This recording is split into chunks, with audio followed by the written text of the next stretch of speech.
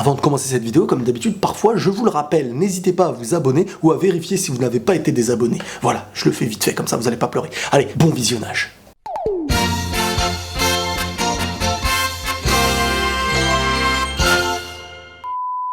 Les amis, bonjour, j'espère que vous allez bien, que tout se passe bien pour vous et peu importe. Aujourd'hui, on va vanter l'épisode. Mais pour vanter un épisode, il faut parler et vanter un personnage. Celui qui a réussi à faire de cet épisode quelque chose d'émotionnel, quelque chose d'incroyable, de beau, c'est Muten Roshi. Muten Roshi, Tortue Géniale, le papy pervers, tu l'appelles comme tu veux, mais on y a vu quelque chose de beau. On a quand même consacré un épisode entier uniquement à un seul personnage, hein.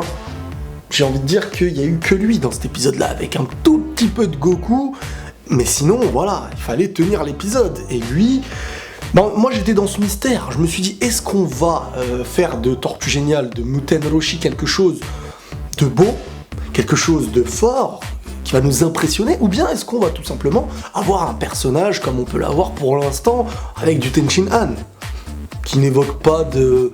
Je sais pas moi, un Tenshin Han, franchement pour l'instant il me déçoit énormément, je me suis dit qu'il allait nous faire quelque chose de puissant. Et ben j'ai envie de dire que Muten Roshi, Tortue Géniale, nous a fait kiffer l'épisode, parce qu'on y a vu quelque chose de différent, déjà premièrement des autres combattants qu'il y a, on y ressent l'expérience, le travail acharné, et les années, j'ai envie de dire, parce que les années et l'expérience, ça va ensemble, oui bébert, tais-toi. Mais beaucoup de choses différentes, hein. C'est pas un combat, terminé par, Kamehameha dans tes dents et c'est fini. Non, il y a peut-être eu un Kamehameha, mais déjà Tortue Géniale, le Kamehameha, c'est lui, hein. Muten Roshi, ça colle avec sa personnalité, c'est sa technique, le Kame Style. On a évoqué le Kame Style, les gars.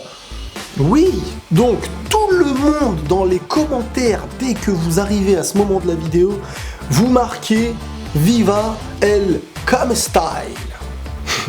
Ouais, c'est le petit côté espagnol. Non mais plus sérieusement, franchement, j'ai été ébloui par Muten Roshi. Je suis vraiment content parce que, comme je l'avais dit, lui, je pense qu'il peut faire quelque chose. Il peut. Quand j'avais évoqué, il y a pas longtemps, de voir un Kiabe vs un Muten Roshi, un Tortue Géniale, je vais appeler Tortue Géniale parce que moi je suis habitué. Je sais à mes yeux qu'un Kiabe se transforme en Saiyajin, il est plus puissant et tout, mais faut pas sous-estimer l'ancien. Le gars, il a l'expérience, il analyse, en fait, il a affronté des adversaires dans cet épisode-là, pour être plus concret, tout simplement que d'autres, que les Goku, Vegeta et tout ça, auraient pu affronter, mais ce serait fait un petit peu douiller dans l'histoire. Il y a eu du Genjutsu, c'était vraiment du Sharingan, limite. Et là... Et Tortue Géniale, lui, avec son expérience et son analyse, avant même de combattre, il savait un petit peu contre qui il se battait. C'est vraiment lui, le temps qu'il a passé pour l'instant dans le tournoi, lui a servi à faire des choses. Et au-delà de ça, il a utilisé des techniques qui évoquent un petit peu son histoire de Dragon Ball. Hein, la technique où il veut t'endormir, le Mafuba, de son maître Mutaito, si je me trompe pas. Le Mafuba, qui à l'époque il avait utilisé contre Piccolo Daimao, il avait échoué, il allait en mourir. Parce que cette technique-là, quand tu l'utilisais, à l'époque, quand un personnage aussi fort, tu en mourais. Aujourd'hui, il a évolué de son entraînement, il n'en était pas mort, mais il y a eu aussi ce moment, pourquoi vous criez ? Il y a eu aussi ce moment où il était face à ses pulsions, face à la jante féminine, la séduction, qui était son point faible du début de l'histoire jusqu'à maintenant. Et moi, je vous avais dit un truc, je sais pas pour ceux qui se rappellent, qui me suivaient encore au début du tournoi, je me suis dit, qu'est-ce qui va se passer avec notre équipe de l'univers 7 ? Je me suis dit, on va voir Freezer, Vegeta, qui vont aller se battre de leur côté, Goku qui n'écoute pas les stratégies. J'avais aussi annoncé qu'il y allait avoir une rechute de Tortue Géniale. Et il y a eu cette rechute dans l'épisode en soi. Parce que la fille contre qui il allait combattre, elle l'a dragué entre guillemets, et on y a vu, tu vois, ça y est, il allait se faire avoir, mais il est revenu à ses esprits, chose qu'il n'arrivait pas à faire avant. Donc son entraînement a été bénéfique. Encore un entraînement qui a été bénéfique. Parce qu'il y a parfois des entraînements dans Dragon Ball qu'on n'y ressent pas de l'entraînement. Hein, je parle de Vegeta par exemple. Malheureusement, oui. Vegeta dans Dragon Ball, c'est quelqu'un auquel on ne ressent pas réellement à chaque fois son entraînement. Il peut s'entraîner comme un malade, on va le calquer uniquement à Goku. C'est-à-dire que même si Goku ne s'entraînera jamais, et que Vegeta s'entraîne comme un malade, eh ben Goku sera en avance. Goku, le pouvoir de l'amitié, va faire un truc qui va... Par contre, quand Vegeta s'entraîne en même temps que Goku, là, ils augmentent en même temps.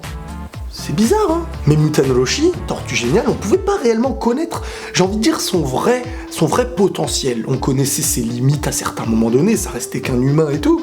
Mais le fait de l'avoir dans ce tournoi, c'est une bonne nouvelle, parce que on connaît pas ses limites, et qu'est-ce qu'il peut apporter à des gens plus forts que lui?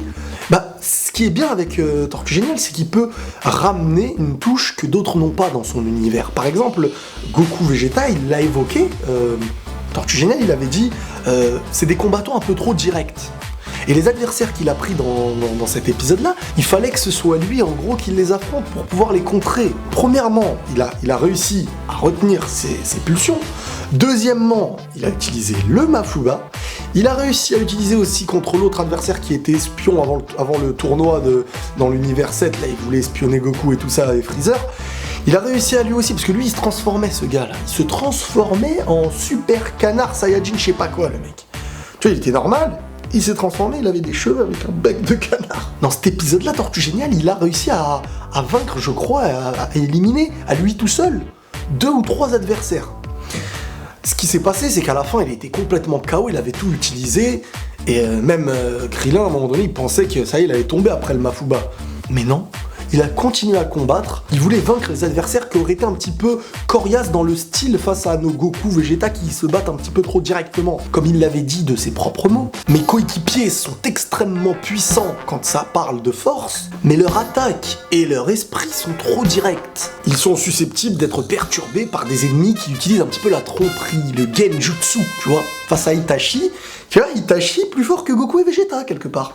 Bah oui, parce que Tortue Géniale, il vient de le dire. Oh, je rigole, calmez-vous. Mais s'occuper des ennemis avec ce genre d'attaque ennuyeuse, c'est mon travail. C'est pas beau ce qu'il a dit? Tu vois là, Tortue Géniale, il est dans une stratégie. Une stratégie qui est très belle, parce que chacun a son travail, chacun a ses points forts, ses points faibles. C'est un petit peu comme dans Pokémon. Le Pokémon eau, il va vaincre le Pokémon feu. Le Pokémon électrique, il va... Voilà, tu m'as compris. Et donc, avant de rentrer dans le côté un peu philosophique et émotionnel de l'épisode, on y voit le sacrifice final, j'ai envie de dire, de Muten Roshi, qui a fait son dernier Kamehameha en ayant un gros souvenir, en remerciant Goku et Krillin, ses élèves qui l'ont élevé quelque part. Et à travers son entraînement, il s'est vu entraîner indirectement. Et de cette vie qu'il a pu avoir avec eux, il a évolué, il a dépassé ses limites et il venait de vaincre son dernier adversaire, sauf que là, il avait utilisé toute son énergie, il est tombé par terre. Et là, tout était très bien fait pour que ça y est, il y ait le premier sacrifice, comme il peut y en avoir dans tous les arcs. Rappelez-vous, chaque élément un petit peu choc, par exemple la première fois qu'on a eu un grand choc dans Dragon Ball avec Krillin quand il était mort. C'était un choc à l'époque de voir Krillin mourir dans Dragon Ball après le tournoi. Le sacrifice de Goku contre Raditz, la mort de Krillin deuxièmement face à Freezer, la mort de C16 qui éveille Gohan, la mort de Goku face à Cell, le sacrifice de Vegeta face au gros bout. Et là, ça aurait pu, à mes yeux, être un petit parce que c'est ce qui nous manque dans Dragon Ball Super. Pour l'instant, c'est l'élément en fait triste, l'élément qui te marque, la mort d'un personnage proche, tu vois. Et donc ça aurait pu être Tortue Géniale, Muten Roshi dans cet épisode-là. Sauf que tout était beau, même pendant qu'il faisait son Kamehameha, il disait à Goku du style portez-vous bien, mangez bien, amusez-vous. On était presque comme face à un héritage. J'ai envie de dire, ça y est, je vous lègue le reste, occupez-vous de ma petite tortue ou je sais pas quoi. Tout était presque beau. Il est tombé par terre et là on a eu un Goku. Par contre là, j'ai ressenti quelque chose parce que le Goku qu'on a eu, pendant qu'il essayait de réanimer son maître Tortue Géniale, et que Krillin de l'autre côté qui crie « Goku !» tu vois, comme quand il allait mourir. Tout était fait pour que ça soit le moment sacrifice, le moment triste et la mort. Et même Goku qui s'est vu pleurer un petit peu dans cet épisode-là. Je n'ai pas le souvenir aujourd'hui de l'avoir vu pleurer. Si je me trompe pas, peut-être, hein, mais là sur le coup j'en ai pas. Un Goku pour une fois très très sérieux, très triste, qui essayait de réanimer Muten Roshi, et il l'a réanimé. Et là maintenant il y a un questionnement qui se pose. Est-ce qu'il n'était pas mieux que Muten Roshi meure pour vraiment marquer le symbole de l'épisode et que ce soit propre quelque part, pour que ce soit propre comme finalité? J'avais aussi évoqué quelque chose d'autre après, je me suis dit peut-être que Muten Roshi là il est tellement KO, et pour en arriver à ce que je dis la mort du personnage, eh ben j'ai pensé à une théorie que j'aurais pu faire une vidéo théorie là-dessus, mais non, j'en parle là. C'est la théorie de se faire tuer pour éliminer quelqu'un de très dangereux. Imaginez Muten Roshi qui se retrouve face à Jiren, volontairement de la part de Muten Roshi, pour se faire tuer par celui-ci afin que celui-ci soit éliminé, parce qu'il faut bien qu'il y ait un mort dans ce tournoi-là. Quand tu tues, tu es éliminé aussi. Interdiction de tuer. Donc à un moment donné, s'il n'y a aucun mort dans le tournoi, ça n'a pas de charme. Il faut évoquer toutes les règles. Toutes les règles. Enfin, je parle de Muten Roshi, Tortue Géniale ou peu importe en fait, mais cette théorie, elle peut être utilisable à mes yeux. Se sacrifier de sa vie pour sauver un petit peu son univers en éliminant indirectement l'un des plus forts en face.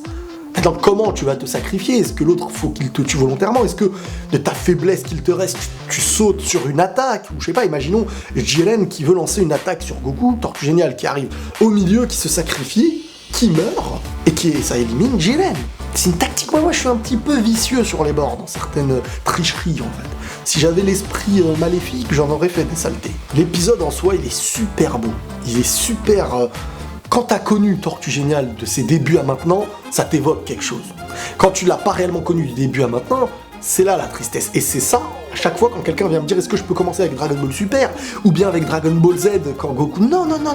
Commencez si vous n'avez pas commencé Dragon Ball depuis que Goku est petit, depuis le début de l'histoire. Parce que c'est comme ça, même Bulma à voir avec Vegeta, c'est une évolution.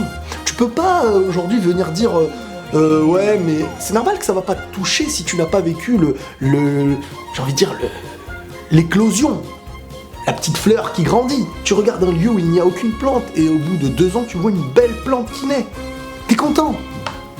Enfin, ça c'est pour celui qui aime la nature. Mais après, le maître de Goku, de Krillin, c'est comme ça que Goku et Krillin se sont rencontrés. C'est avec Muten Roshi, avec Tortue Géniale. Les bons moments comme les moins bons. La faiblesse de Tortue Géniale du début jusqu'à maintenant qui est un petit peu vaincu, même si... il reste humain. Et comme il l'a dit lui-même au moment où il combattait ses désirs face à la fille au début, j'ai toujours vécu pour mes désirs et désormais je les ai surpassés. Il a combattu son propre ego, j'ai envie de dire. Et celui qui dans la vie arrive à combattre son propre ego, il évolue. Toute cette énergie que j'aurais gaspillée, comme il l'a dit, est contenue dans ce corps au-delà de ses limites. On est face à un Tortue Géniale très très important et encore une fois merci de l'avoir ramené dans ce tournoi parce que si on nous avait ramené un Yamcha, peut-être qu'une technique du loup bien placée ça aurait fait tomber un petit zigoto, mais en aucun cas ça n'aurait ramené autant de charme que Muten Roshi. Il fallait évoquer ce personnage et il fallait à mes yeux en tout cas, c'était le bon moment pour le sacrifier, pour qu'il fasse les choses proprement, qu'il puisse mourir en paix. Mais si nous ne l'ont pas fait mourir maintenant, enfin si nous ne l'ont pas fait mourir ou disqualifié, je pense peut-être qu'il y a il y a quelque chose. Il y a encore un petit truc à en tirer de lui. Que ce serait vraiment bête. Alors là, s'ils nous le font sortir bêtement, sans aucune importance, alors que là il avait tout pour être le héros de l'épisode en faisant les choses magnifiques, se sacrifiant, tu l'élimines après sur un vieux truc alors que tu pouvais l'éliminer maintenant ou le tuer pour... je sais pas... Attention, surtout que j'ai envie de dire que chaque combat en soi utilisait un peu des éléments de son passé. Le premier combat de Tortue Géniale dans cet épisode-là, ça évoquait sa faiblesse envers les femmes. Le deuxième, ça nous a évoqué son combat, j'ai envie de dire, contre Piccolo Daimao avec le Mafuba. La technique du sommeil qu'il avait utilisé, je crois, contre Goku, si je me trompe pas. Et au final, le grand symbole de Dragon Ball, de ce qu'il a enseigné à Goku, de sa technique. Le Kamehameha. Là, c'est beau de terminer avec un Kamehameha. C'est super beau. Il a légué son pouvoir, le Kame Style. Mais qui ne veut? Je veux un t-shirt Kame Style. Pourquoi pas? Tout était parfait. Fallait juste que ça se termine avec une petite mort. Ouais, c'est glauque de le dire comme ça, mais c'est un animé, calme-toi. Mais franchement, ça aurait été parfait. Après, Goku et Krillin qui sont... Et là, après, on a un Goku sérieux tout au long du tournoi, voilà. Il a remis le tournoi sur de bons rails, j'ai envie de dire, si ça s'était passé comme ça. Ça aurait été propre. On est passé à 2 doigts de la perfection, à mes yeux. Bref, quoi qu'il en soit, l'épisode est beau. C'est un épisode, pour une fois, consacré à un individu que je pensais pas qu'il pouvait tenir un épisode comme ça tout seul, mais ça m'a fait vraiment plaisir de le voir. Il reste qui, à mes yeux, vraiment de voir un épisode en soi tout seul? Ce serait Freezer. Mais je pense qu'on va l'avoir, un épisode Freezer consacré à lui tout seul. Après, le Tenshin Han, j'ai de moins en moins d'espoir. Je vous dis la vérité. Pour vous, je sais pas. Mais on verra. Voilà les amis, j'espère que cet épisode en soi vous a plu. Cette review aussi. N'hésitez pas à vous abonner et à vous réabonner. Il y a des problèmes d'abonnement, de désabonnement, de... Je vous jure, c'est vrai. Je suis pas un mytho. Quoi qu'il en soit, prenez tous soin de vous les amis. Et la paix sur vous.